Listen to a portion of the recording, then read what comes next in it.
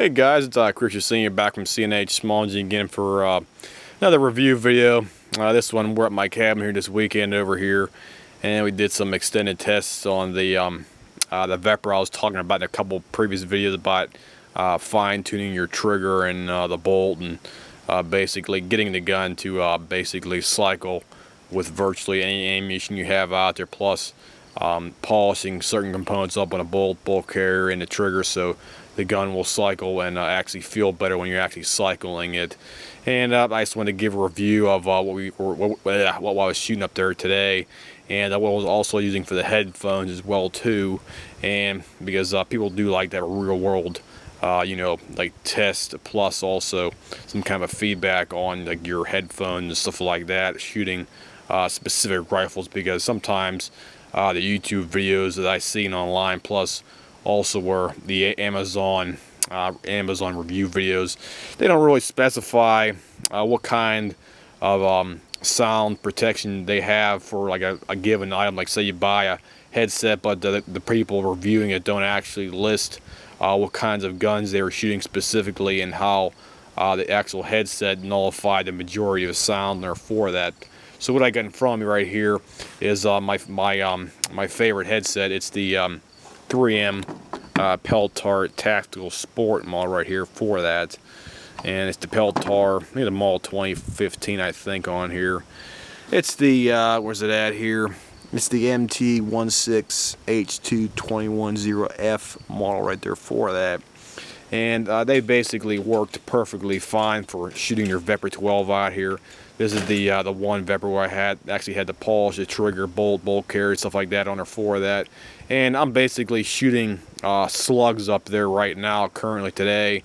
And basically the wolf slugs I put through the gun basically do not affect the sound at all for your headset. So basically you're good to go if you buy those 3M Peltar Tactical Sports right there for that, even though they have an I think it's an NRR rating of about 21 for that. So they're definitely good to go if you're shooting your VEPR, whether you're shooting buckshot, birdshot, target loads, or heavy powered slugs for that as well too, guys. So I definitely give the 2 thumbs up for shooting it in your VEPR 12 for that, so that you shouldn't have any problem at all simply just using that. Some people do like to double up by putting small earplugs in your ears as extra protection, but you don't really need that if you're actually sitting in some kind of a pillbox concrete indoor shooting range, or some kind of an outdoor shooting range that actually has an area where you can actually sit indoors and shoot inside. Because if you're shooting inside, the sound tends to bounce around inside the building right there for that as well too. So it's a good idea if you're inside, double up on your protection, but you don't need it outside if you're shooting out in the woods. So the other thing was, I want to give you another accuracy video as well too for shooting your VEPR 12s here as well too. And what I have in front of me right here was one of my targets I was up there shooting here today. Let me see, put this thing on the ground better here for you guys. Let me see if it'll stay up here for you. Okay, there we go. There we go. This is the typical we're gonna call torso size target I use up here for sighting in most of my guns. And as you see right there, I basically got a three-shot group directly in the center. The left right there is basically unsighted in right there for this. So I basically had to move the windage over to the right about I'd say about an inch and a half, inch and a corner right there for that to sight this VEPR 12, and that's the VEPR 12. This is the secondary one that I was messing around with the optics on. I got another cheapy TRS 25 Bushnell and stuck that thing on here about a week and a half, 2 weeks ago out there for that. So it basically been holding up perfectly fine. I did for whatever reason, I do have a slight cant on the rear picatanny rail. It's actually canted to the right, and the reason I have it positioned right there in front of the actual ejection port is basically where the actual red dot aligns with the rear and the front iron sights right there for that. Because if I move it all the way to forward, basically the cant is to the left, but if I move the red dot all the way to the back where most people mount their optics, it's basically canted to the right. So that picatanny rail is slightly canted on there, as I said before. So basically, I got it mounted right, almost in the middle of the actual rail right there for that, and it's basically almost dead nuts for the red dot. I'd say it's about probably a couple millimeters above the actual iron sights right there for that as well too, because these iron sights are good backups to have even if you do have red dot. And basically you can look through, you can actually look through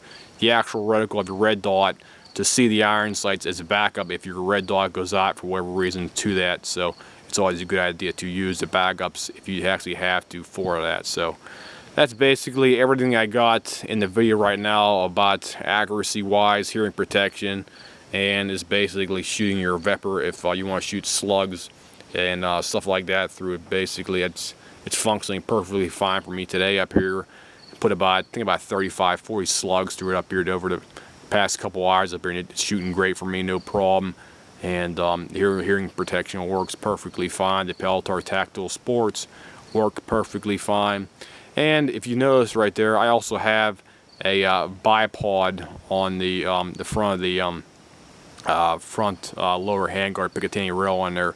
I'll make a review about that in the next video, and where you can actually purchase these ones as well too, guys. So if anybody has any questions, comments, whatnot, feel free to leave me a message up here, and I'll give you a quick shot at, the cabin number 2, because I almost forgot to mention that we're up the cabin here, and I got carried away talking about the guns rather than basically everything else up before that. So here's what it looks like. It's about what time is it right now? It's about 10 minutes to 7 up here.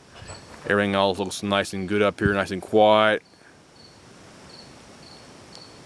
There's only about maybe about 3 or 4 people, maybe about 7 cabins down, but they're way down at the end of the corner. I'd say about a quarter of a mile down the road up there for that.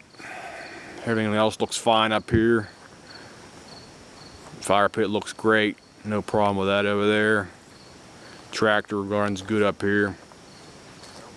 Let me go over here, the river, you can actually see the river up here.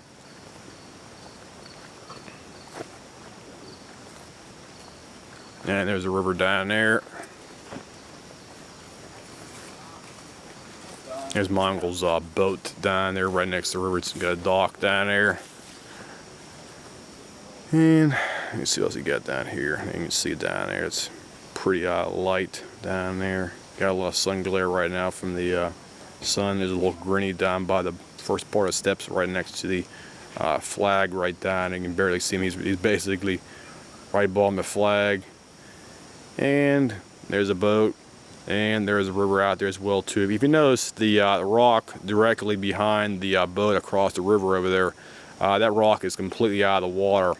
And what that basically means is it's basically end of summer, August time right there for that. And the river is basically as low as it's going to get up here, because over the summer time, June, July, and August, it basically drops up here, and that's about as low as it's going to get. So basically, if you were to take your boat and go across the river right now, you could basically probably walk underwater from over here to the other side. It's only probably about 7 or 8 feet straight across out in the middle out there for that.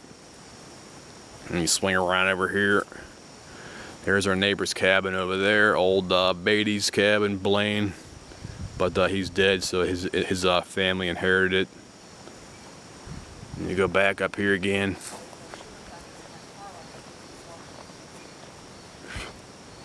There's Mongol's car right there, Thunderbird. Yep. Getting out of focus right here. There we go. Okay, go back up to the pit. I'll show you what the road looks like out here, guys, if I never made a video out there about that as well too. So I'll walk up here real quick if I can. Sorry about the jiggling around with the camera though. It's getting kind of dusk out here right now, so bear with me. Oop. Okay, here we go. Out in the front part now here. It's nice and quiet up here, minus the bugs. Got a lot of mosquitoes up here today. And there's the road There's the dirt road all the way down to the other end. They call this Big Bend up here because basically it's what they call that specifically is the river has a big, like almost like a horseshoe bend where our cabin's located at specifically when you look at from like a satellite position out there for that. And basically this road straight ahead, it loops, it goes all the way down to that white building way down there about 600, 700 yards down, and basically cuts up to the left, then goes all the way to the top of the hill, and then it cuts up, keeps going straight, and it basically goes out on an angle out to the road, which is about half a mile up the road there as well too. So that's basically, there's the other side. So you have two entrances. You can come down here, it's a big loop. You can make come down here to the bottom side, or you can go down on the other side as well too, back down there and loop around. But that's the long way to get back down here as well too. So there you go. There's the cabin all out in front out there, and there's our sign, Camp Caljamaid, Candy, Jeff, Marie, and Denton, as my family members are, and that's why the sign is made as it is. So if anybody has any questions, comments, whatnot, as I said before, feel free to simply leave me a message here, and I'll try to answer any questions you guys have as quick as possible. Thank you guys. I'll see you. Have a nice day.